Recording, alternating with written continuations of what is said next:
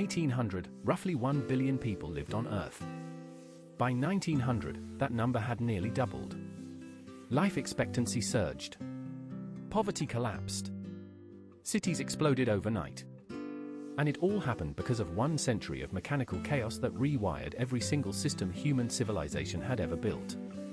The Industrial Revolution did not just change how people worked. It changed what it meant to be human. Welcome to History Vault YT. In the next 10 minutes, you are going to discover how a handful of inventors, factory owners, and desperate workers triggered the single greatest transformation in human history. We will walk through the coal mines, the cotton mills, the steam-powered locomotives, and the crowded city streets to understand what was really happening beneath the surface. And here is the part most history classes skip entirely: the Industrial Revolution created enormous wealth and unimaginable suffering at the exact same time, and understanding both sides is the only way to understand the world you are living in right now. Let us start at the beginning. For roughly 10,000 years after humans developed agriculture, economic growth was almost invisible. Historians estimate that between the year 1 and the year 1700, average income per person barely moved. Most people farmed. Most people were poor. Most people died young. Generation after generation lived lives nearly identical to their parents and grandparents. There was no reason to expect anything different. Then, starting in Britain around 1760, everything broke open. Britain had a peculiar combination of ingredients that no other nation had assembled in quite the same way.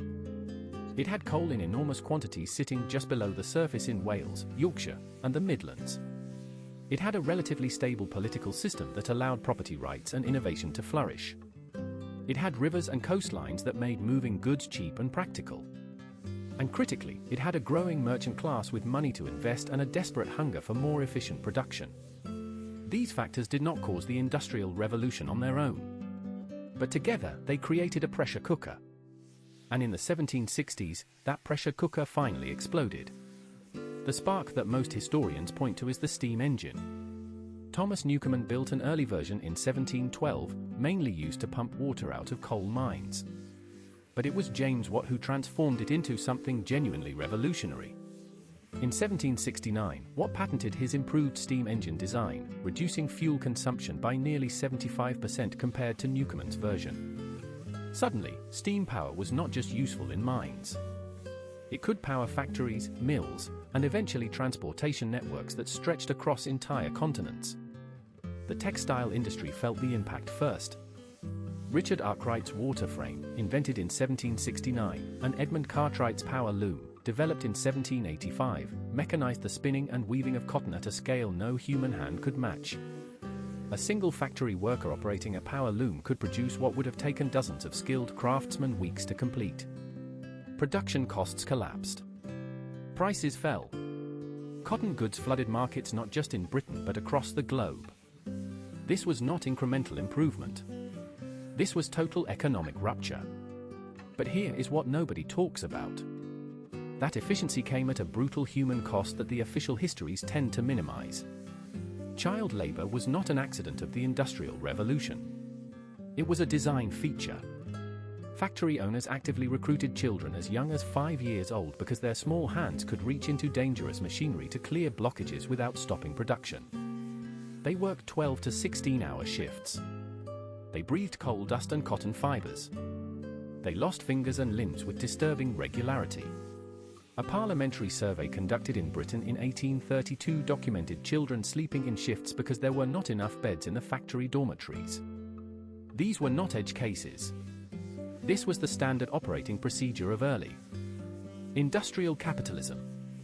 And yet, and this is where the story becomes genuinely complicated, the Industrial Revolution also began pulling humanity out of a poverty trap that had persisted for millennia. Real wages in Britain rose significantly between 1760 and 1850. Not for everyone, not equally, and not without tremendous pain along the way. But the trend was unmistakable. Goods that had once been luxuries became affordable to working-class families. Soap, candles, cotton clothing. Basic household items that previous generations could barely dream of owning began filling ordinary homes. The transformation of cities was staggering to witness. Manchester, which had roughly 25,000 residents in 1772, exploded to over 300,000 by 1850. Birmingham, Leeds, Sheffield, and Glasgow underwent similar explosions. People flooded in from the countryside seeking wages, only to find overcrowded tenements, open sewers, and air thick with industrial smoke. The average life expectancy in Manchester in the 1840s was just 28 years. Not because people were dying of old age. Because infant mortality, cholera, typhoid, and respiratory disease were tearing through the densely packed urban poor at catastrophic rates. This tension between progress and suffering defined the entire era, and it produced a political and intellectual revolution alongside the industrial one. Karl Marx sat in the reading room of the British Museum in the 1840s and 1850s, watching the industrial system generate wealth for factory owners while grinding workers into dust, and he built an entire philosophical framework from what he observed. Charles Dickens walked through the same streets and wrote Oliver Twist, Hard Times, and Bleak House as direct responses to industrial poverty. These were not abstract complaints. They were dispatches from the front lines of the most disruptive economic transformation in history. The railroad changed the calculus entirely. When George Stephenson's rocket locomotive completed the Liverpool to Manchester Railway in 1830, travelling at the then breathtaking speed of 29 miles per hour, the psychological impact was as important as the practical one. Distance collapsed. A journey that took 3 days by horse-drawn coach now took 3 hours. By 1850, Britain had over 6,000 miles of operational railway track.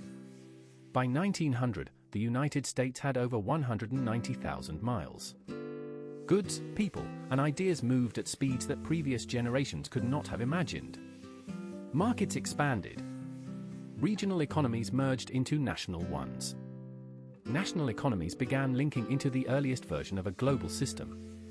The Second Industrial Revolution, roughly from 1870 to 1914, accelerated everything further. Steel replaced iron as the foundation of construction and manufacturing. Electricity transformed daily life in ways that steam power never could. Thomas Edison's electric light bulb, commercialized in 1879, began pushing back the darkness. Alexander Graham Bell's telephone, patented in 1876, collapsed communication across distance. The internal combustion engine, developed through the 1870s and 1880s, laid the groundwork for automobiles and aviation. Each of these innovations compounded the previous ones, creating a cascade of transformation that never really stopped. Here is the genuinely astonishing part. The global poverty rate in 1820 was estimated at around 90%, meaning 9 out of 10 human beings lived on what we would today classify as extreme poverty. By 1990, that figure had fallen to roughly 36%. By 2015, it had dropped below 10%. The Industrial Revolution and its cascading effects are the primary reason for that collapse in poverty. No other force in human history has done more to materially improve human life. And no other force in human history has simultaneously caused more environmental destruction, more colonial exploitation, and more concentrated economic inequality. The environmental bill is still being paid. Industrial economies burned coal in quantities that would have seemed impossible to earlier generations. Britain alone burned over 200 million tons of coal annually by the early 20th century. The carbon dioxide released by 2 centuries of industrialization has accumulated in the atmosphere in ways that scientists now broadly agree are altering global climate patterns. The Industrial Revolution did not just reshape human society. It reshaped the planet itself. What the Industrial Revolution ultimately reveals is something uncomfortable about human progress. It is almost never clean. It almost never benefits everyone equally. The same processes that liberated hundreds of millions from subsistence poverty also created slums, child labor, colonial extraction, and environmental damage that future generations will spend centuries managing. Understanding that complexity is not pessimism. It is the only honest framework for understanding how the world actually changes. The industrial transformation proved that human beings could, through ingenuity, capital, and sometimes brutal determination, reorganize the entire material basis of civilization within a single century. Before you go, if you learned something valuable today, hit that like button right now. Subscribe to History Vault YT for a brand new video every single day. We will see you in the next one.